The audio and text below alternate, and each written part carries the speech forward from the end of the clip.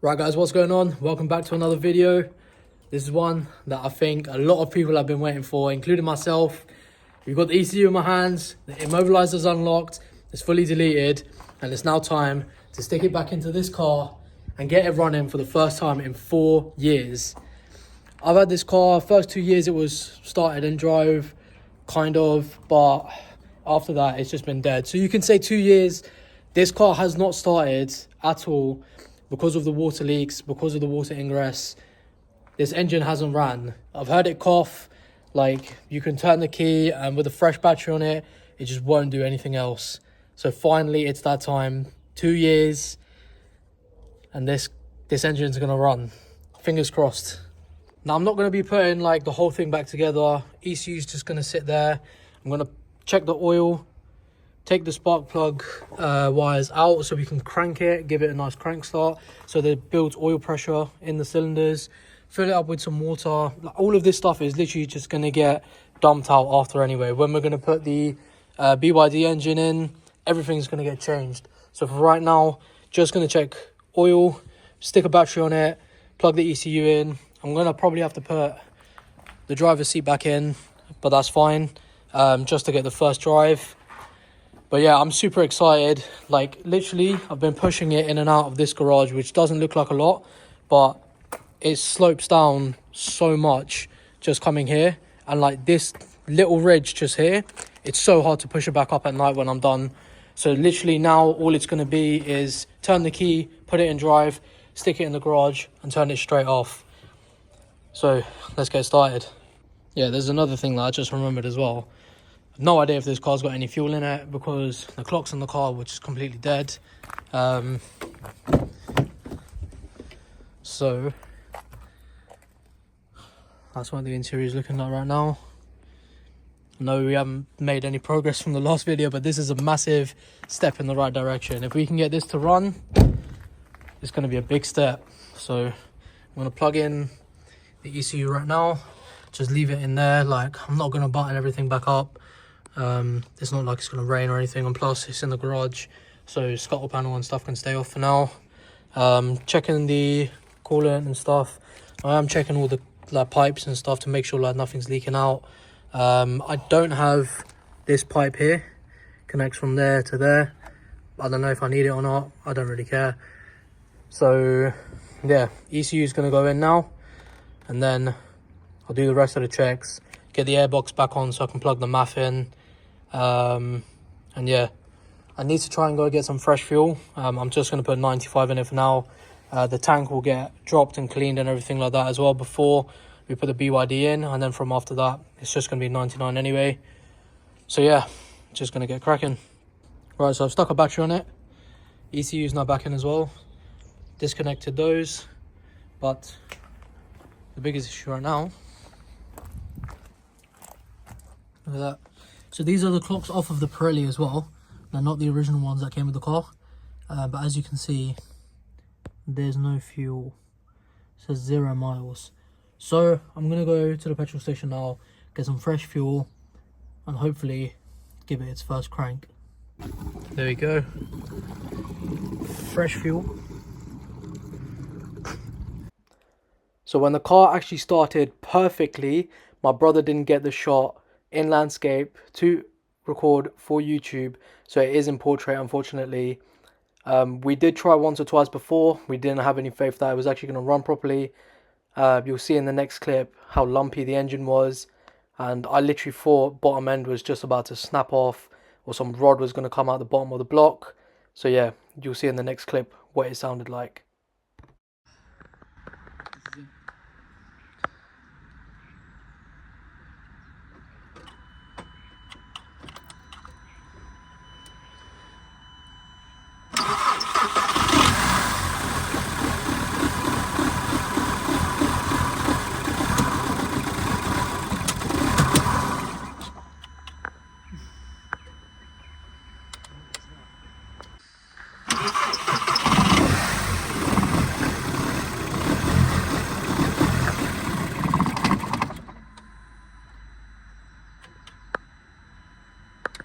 I didn't even turn it off.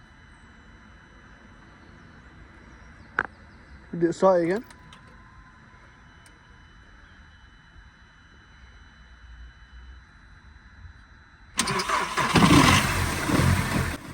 Now at this point I thought there was no luck until I stole the vacuum pipe off of my Edition 30, stuck it on this, and then here is the video of this car finally starting.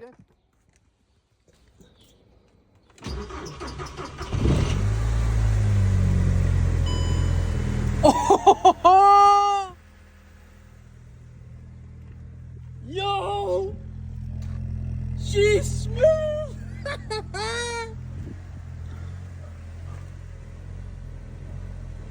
4 years.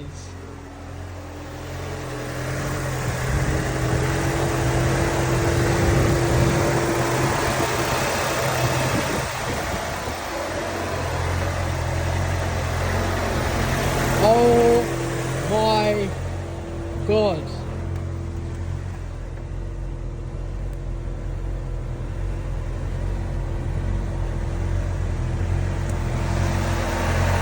I can't believe that.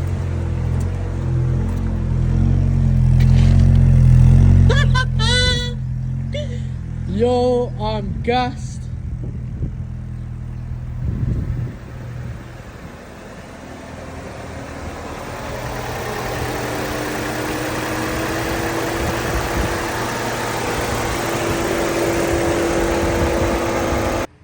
So there we go, finally after 2 years the car was running. The engine was super smooth, which I didn't expect from the last 2 clips. The engine was so lumpy, I literally thought it was about to explode and the BYD was going to have to go in there a lot sooner. But even now, as you can see here, the car's even running. The brakes are fully jammed on. I'm having to pull the brake back up with my foot. But again, the gearbox was still running smoothly. And it still went into gear, it still drove, and you can see I'm driving the car away from the garage, finally, after 2 years of this car not running at all. Right, so now that we've seen the car starts and drives, it's moving under its own power finally, after the first time in 2 or 3 years. I've taken the wheel off. I'm going to inspect the underside of what it's looking like. So in that terms I can start pricing up what I need to do in terms of suspension, brakes. Front brakes, they're really bad. Suspension looks cooked as well. I've got R32s that are going to go on the front. They've come off my Edition 30, so R32 front pads, discs, lines, all of that's going to be refreshed. Then I need to do brake fluid, rear calipers. I really need a set of R32 rear calipers, discs, pads. If anyone knows of a set going cheap, just let me know. I'm really interested and I will consider buying it as soon as possible. But let me flip the camera and show you what it looks like underneath. So starting off, discs and pads completely gone, like it's just been sitting for so long. Come up to the shocks, see the original VW part number and stuff. Don't know if I can find a date on there, but I can't see one. But you can see that they're the original ones.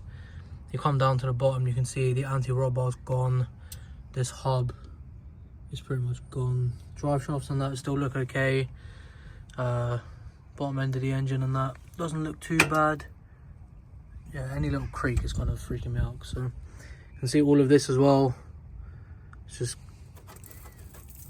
that is what will make your car rotten. So clean all of this out. I'm going to get the wing off as well soon, because you can see the rust just bleeding through there. Underneath, structurally, behind the sills, it is perfect. There's nothing wrong there, but it's just all of this that I need to clean out. You can see through there as well, like nothing. Springs, they don't look too bad, but again, if I'm going to drop the suspension and do everything, might as well do it all in one go. Like, what's the harm? Can kind of see something leaking down there. I don't know if it's fresh or not, so I'm going to double check that. But yeah, engine bay wise, like, you know, the scuttle panel and everything's been removed at the back. ECU is just chilling there for now. Haven't even put the airbox on or anything, and the math's disconnected. But again, it's like, it's not looking too bad in here. I think once, I'm in two minds right now, if I remove the engine here at home, so I can just jet wash everything down, or if I just do it at the garage push the car back here, jet wash it down, spray paint the booth, the engine bay, because I want to just bring it back up, because like you can see, you can kind of make out there that there's like little tiny bits of rust or like just corrosion over the years. I want to sort out things like this, and like the screw tops and everything like that. I just want to make this, like, once you open the engine bay, you know, like it's clean and been like well kept, which it hasn't for the past 4 years. But everything under here, like, I want to just get the wiper motors out and everything out, literally detail it, wire brush it. If it needs painting, I'll paint it. That way I just know like everything's had like a once over. I'll get the wing off as well and then check whatever's going on underneath.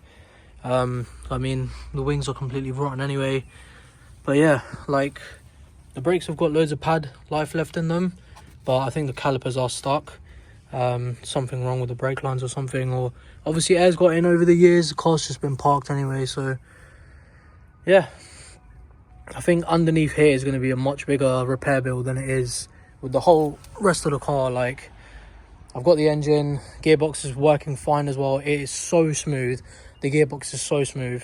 I will obviously do a DSG oil change and filter change once I get the time and once I've got the parts out and everything like that. I'll do it when it's out of the car. But then again, like, things underneath here and stuff like that, and the scuttle, just need to, you know, do a once check over, clean the headlights. But yeah, we're actually going to be fitting something right now. I'll give you a show of them. So I've also got something in the boot. Now I need to hold the key down as well, yeah, because I've changed the rear boot badge over, or the Pirelli boot over. So if anyone knows why the boot badge won't work, let me know. I'm not too bothered because I'm thinking of getting the rear camera system installed, but yeah, if you know a fix, then let me know. And here we go. Got the Pirelli wheels. I'm going to be putting these on the front right now, because my brother needs a set of wheels for his car, just for temporary use. So I'm going to be putting the Pirelli wheels on the front of this car, and then we'll move the Monzas over to my brother's. So yeah, going to get these out and put them on. But yeah, you guys are going to have to wait for the next video to see what they look like on the car with the sunroof popped. But yeah, the engine finally starts and runs. I hope you guys liked. Please share and subscribe for more content to come very, very soon.